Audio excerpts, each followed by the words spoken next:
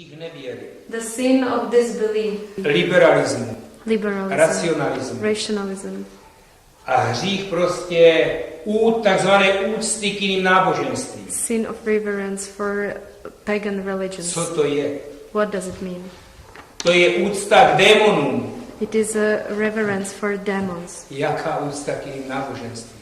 What kind of reverence for pagan religions? K náboženství, které se klanějí démonům. For religions which worship demons. K náboženství, které nedovolují lidským duším, aby přijali Boží slovo a byli spaseni. For religions which do not allow human souls to receive God's word and be saved. Jaká úcta? What reverence? To je zrada. It is a betrayal.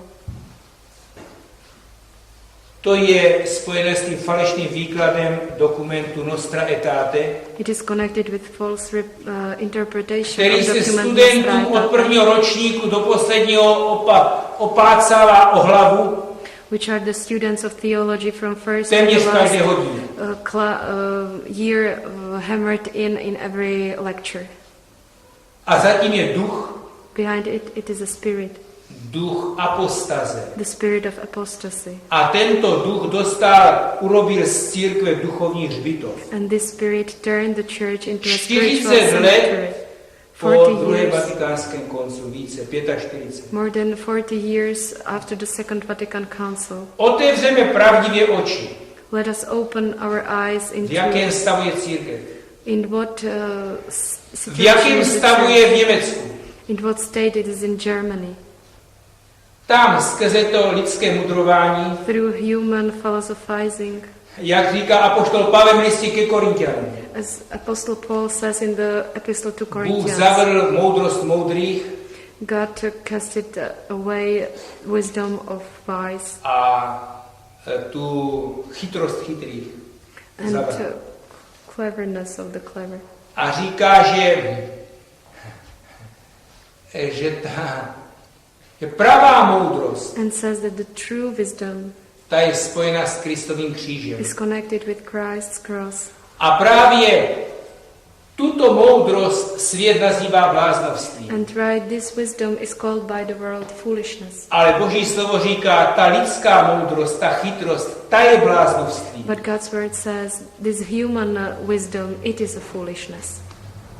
A podívejme se na ty německé filozofie. Let us look at A German jejich ovoce.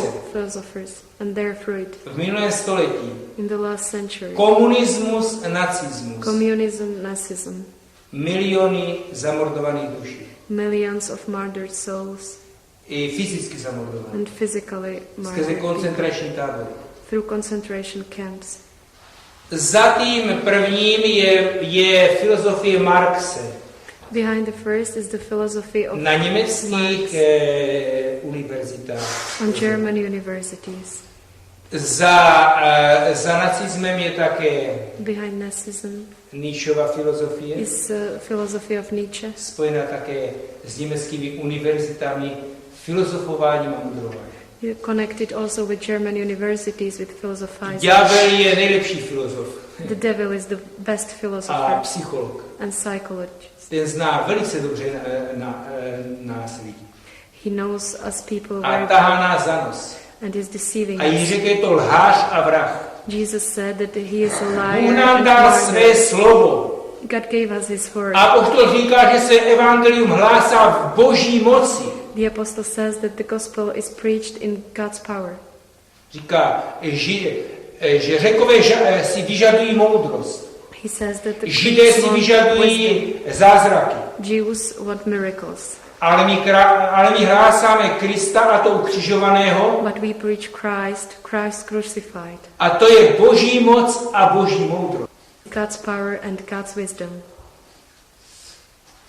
Čili a právě touto boží moudrostí my jsme spaseni. Right through this God's wisdom we are saved. A ta lidská moudrost, ty různé filozofie, The human wisdom, ty různé human špekulace, philosophies, které se nechtějí podřídit boží moudrosti. which do not want to submit Oni to nechtějí God's wisdom, uznat Boha stvořitele. do not want to acknowledge God the Jak Creator. dovede prostě ubíjet ty náboženské systémy, jak dovedou ubíjet Boží hlas v nás, který je svědomí. How these religious systems can kill God's voice in us, which is our conscience. Jistě pohany mohou být spaseni. Of course, pagans can be saved. Ale pokud se otevřou tím demonickým náboženstvím, But it will open to these tak ty pagan religions. vygumovávají svědomí.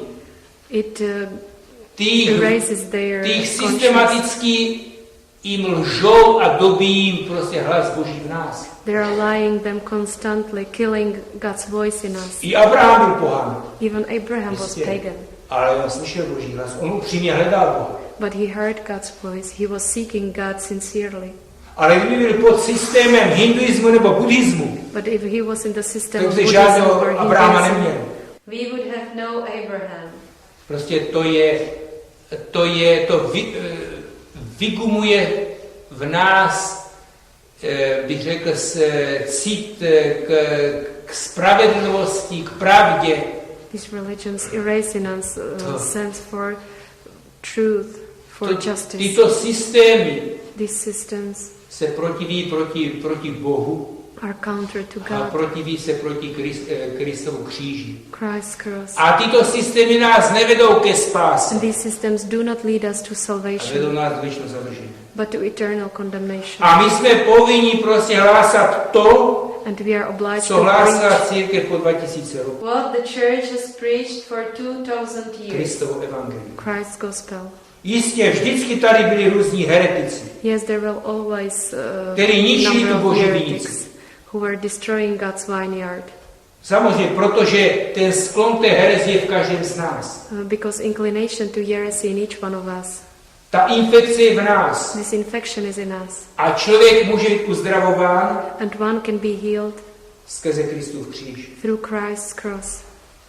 Jeho kříž His cross a Kristus na kříži and Christ on the cross. on je naším lékařem i naším lékem. He is our physician and our On nás remedy. vysvobozuje z toho nejkrutějšího otroctví.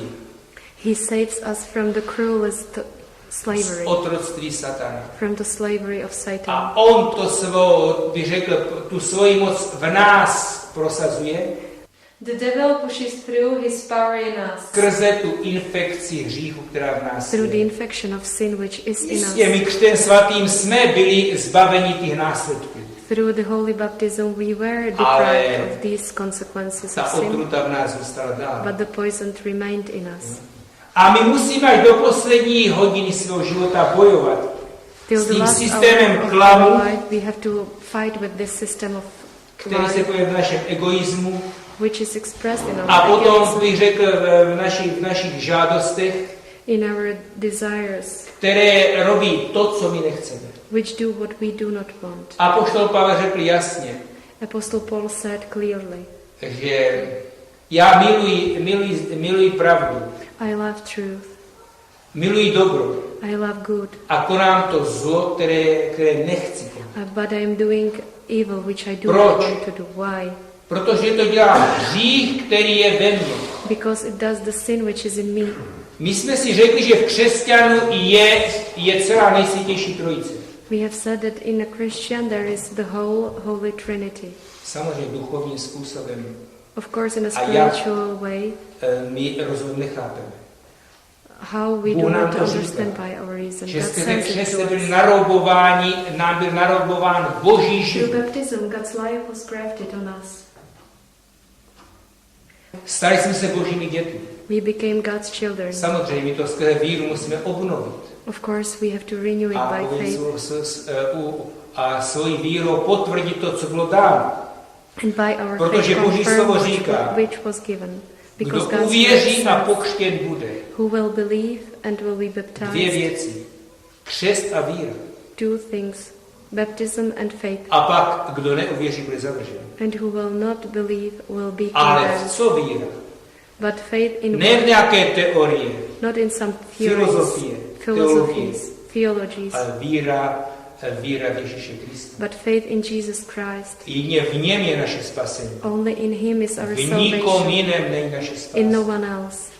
Kdo ve mně věří, má život věčný. Who believes in me has eternal life. Kdo má Syna Božího, má život věčný. Who has Už Son teď. has eternal life, even now. A kdo nemá Syna Božího? And who does not have Nemá the život. Son of God does not have life. Apoštol Jan říká, to vám píšu, abyste věděli. Apostle John writes, "This I am writing Že máte to you život that you věčný. know that you have eternal life."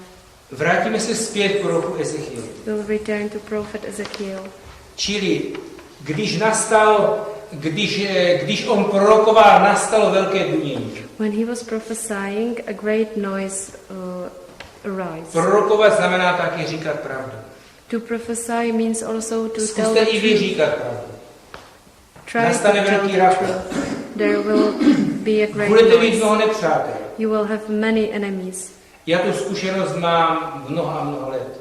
I have this experience for many years. Že když hlásá Krista, That man, when he's preaching a Christ, může to i decentně, even in a ale decent way, pokud hlásá pravdivě, but if he preaches him in tak truth, jedni jsou zachraňováni one are saved a druhý zatínají pěstí, aby vás prostě and other ones are aby vás zabili. want to kill you.